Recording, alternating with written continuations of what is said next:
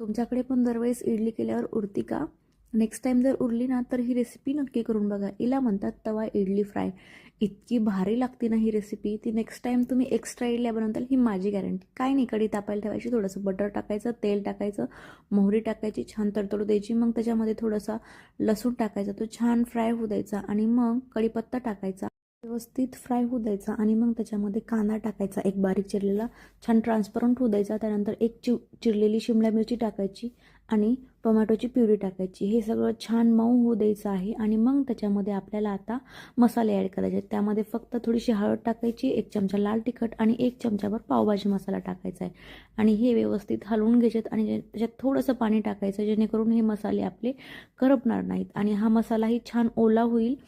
आणि त्याच्यामध्ये थोडंसं मीठ टाकून 5 मिनटं एक वाफ काढून घ्यायची त्याची.